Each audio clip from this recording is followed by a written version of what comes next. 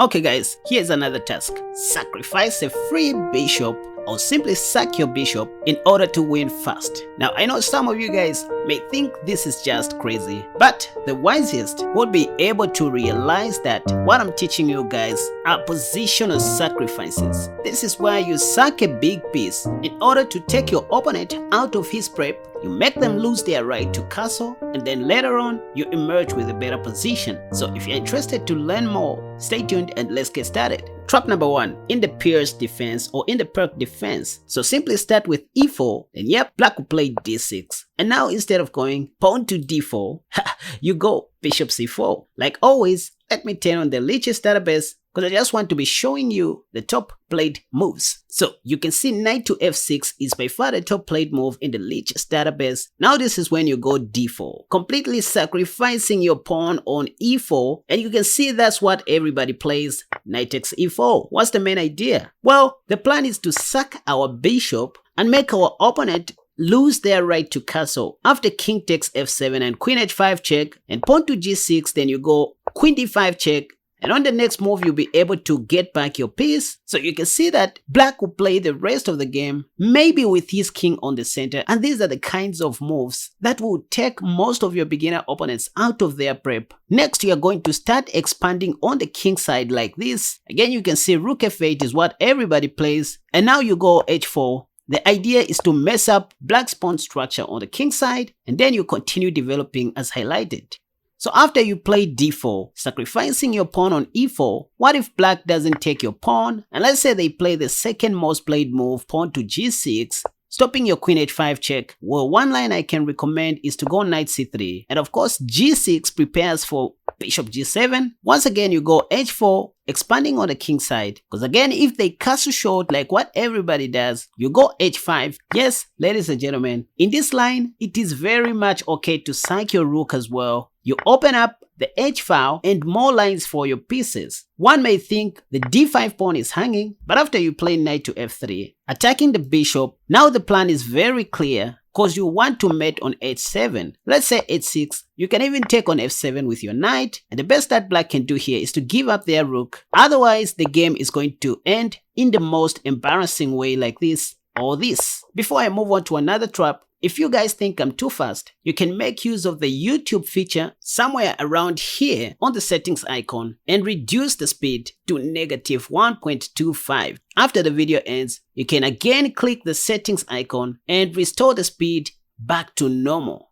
Trap number 2, in the England gambit. So this is where white begins with d4, then you go e5, d takes e5, bishop c5, and once again you can see the top played move is knight to f3. Well, I suggest you go d6, letting white to take your pawn, and then very quickly you pre-move knight to e7 as if it's a blunder. Now you guys, I'm not just making up these stuffs. Look at this, d takes e7 is still the top played move. It seems most people don't know that if they take the knight, there is this little trap where they will lose their queen. But anyways, you won't see most prepared opponents playing d takes e7. You will see them playing bishop g5 or simply bishop f4. It doesn't matter. I just recommend to ignore the d6 pawn and develop your queen's knight, because once again, white cannot take on c7 or e7 because of the same tactic. So you can see the top played move is pawn to e3 here, stopping the possible bishop sacrifice. And so this is when you take back on d6. And look at this, you guys. Again, bishop b5 is by far the top played move, pinning your knight to the king, but I recommend that immediately you go queen a5 check, and at the same time attacking white's bishop on b5. So they are going to play the top played move knight c3. This is only the 8th move of the game, you guys, and already you can shock your opponent by sacrificing your bishop on a3. Yes, if ba, now you take the knight with check. Queen d2 is impossible because of queen takes a1, and if knight d2, now you go bishop f5, putting more pressure on the c2 pawn, and let's say rook c1, you simply castle short, life goes on. Instead of ba, if rook b1 is played, trying to protect the b2 pawn, well, this is a big blunder because now you can simply take on b2, and after rook takes b2, you simply win white's rook like this, and next you are threatening to win the light squared bishop. So if white doesn't play bishop takes a3 or rook b1 defending the b2 pawn, they can also try queen c1, but this only invites knight d5, putting more pressure on this knight And if castle short, you just take that knight. White's pawn on b2 is still pinned by our bishop to the queen. Again, if ba, that hangs the light squared bishop. So that's just how you can sacrifice your bishop in the England gambit. Let's move on. Trap number 3 in the accelerated London system. Now with white pieces, you start with d4 and you can see d5 is the top played move. Now you go bishop f4 and again knight to f6 is what everybody plays. You can see with your own eyeballs. Pawn to e3, and let me switch to the Masters Database to show you what well-prepared opponents play in this position. You can see pawn to c5 is what most people do in OTB games. Pawn to c5, well, after which I recommend you simply go knight to f3, and again knight c6 is what everybody plays. Knight bd2, and now black has an option to play queen b6 or simply develop his light squared bishop before closing his pawn chain with pawn to e6. For example, bishop g4 prepares for e6, bishop d6, and castle short. That's what black is planning to do. So you simply go pawn to c3, they'll continue with their plan. And I suggest you unpin your knight by playing queen a5. And look what I'm talking about, you guys.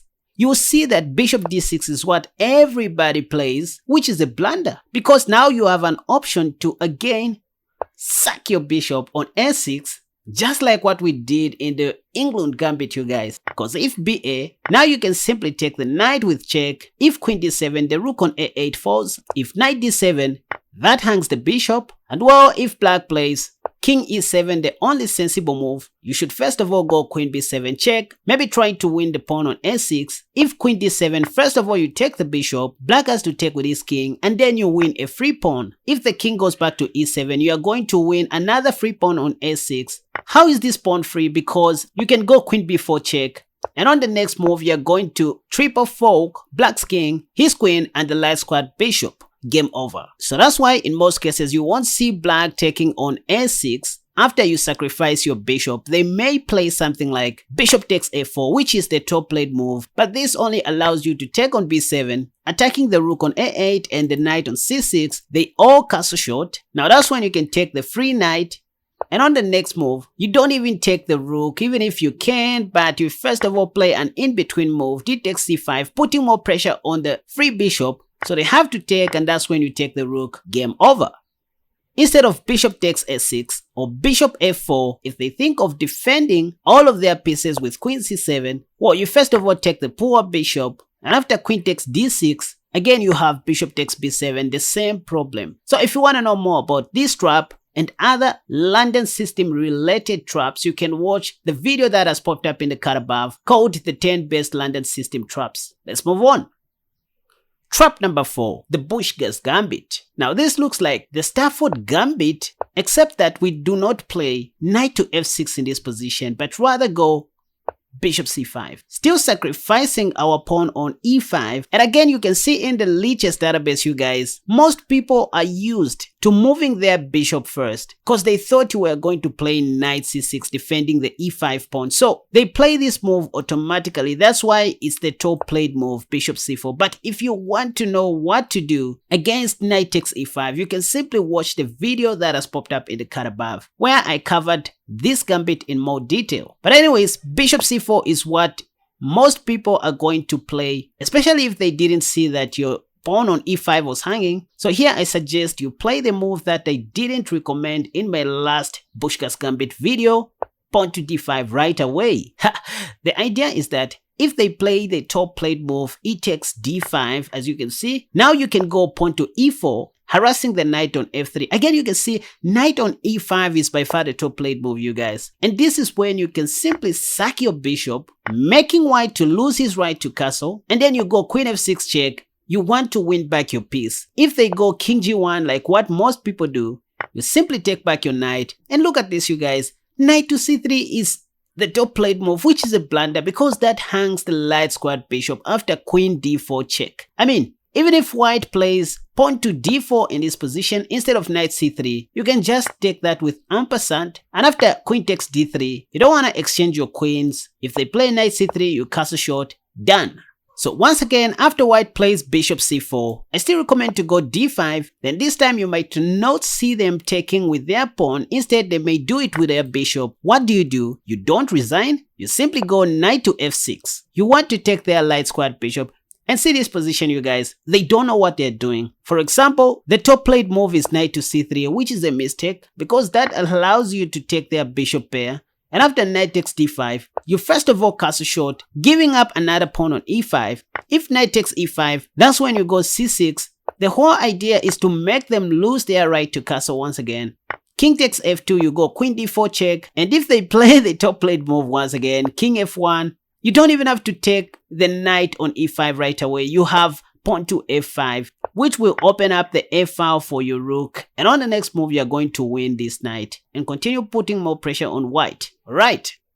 Trap number 5 in the Boden Kitsa-Risky Gambit, the so-called reverse Stafford Gambit, now with white pieces, where you aim at achieving this position which is on the board right now. If you see me going through these openings very fast, it's because I have done a number of videos on them in different variations or using different lines. But anyways, if you watched this video that has popped up in the card above, you will know that the correct move in this position is pawn to f6. That's what we want to see. Just go ahead and castle short. And here one of the challenging moves is pawn to d6. But hey, you can first of all try to sack your knight. The idea is that if they take your free knight, now you give them a check on e1 with your rook, and they all block with their bishop. And ladies and gentlemen, this is when you perform a position of sacrifice, bishop h6, again sacrificing your bishop in the opening stage in order to gain some initiative. For example, if king f8, there's a mate on f7 immediately, so black should not do that. You will see them playing king d7. Remember what I said in my previous video where you sack your knight in every opening? I said bishop e6 check is very drawish, so just go queen f5 check. If king c6, that will be mate in 1. If black decides to go back to e8, it is up to you to force a draw like this. Or maybe instead of repeating your moves, you can simply shock your opponent by simply sacrificing your rook right away. You sacrifice another piece on e7, that's check. If queen takes, take the free bishop. And on the next move, you're going to win black's queen. And there's this beautiful line where you even sack your queen, because if they take, that will be mate in 2 like this. I mean, after king e8 and rook takes e7 check, if black doesn't take with his queen and instead they take with the king, you still go rook e1 check, and on the next move, you'll be in control of the game. For example, queen d7, you take the pawn on h6 check and end up winning black's queen like this. And just a hint, to maintain your +1 advantage according to Stockfish, you need to keep your light squared bishop on the board. Note that black's pieces are all sleeping at the back. Just that showing all of black's pawns and you'll be good to go. Position is like +1.1 in favor of white here. Stockfish thinks white will win this game. Alright. Trap number 6 in the Ruy Lopez exchange variation. You guys should be ready of this opening, the Ruy Lopez. Just remember to begin with a6, and if bishop a4, you go knight to f6 before playing bishop e7. That's the main remedy. But instead of white playing bishop a4, they also have an option of taking your knight right away, entering the exchange variation. By the way, it's not advisable for white to take on e5 because you have queen d4 attacking both the knight and the pawn on e4. So you will see them playing castle short, which is the top played move. Now you go bishop g4, pinning the knight to the queen. And again, you can see the top played move is h3, attacking your bishop. But well, who cares about that bishop? We are sacrificing a piece in order to get a good position. For example, if hg, now you are simply winning after h takes g4. And I was surprised to see that most white players take on e5 with their knight. This leads to mate. After queen h4, let's say pawn to f4, you play g3 and white's king cannot escape from Sobibo.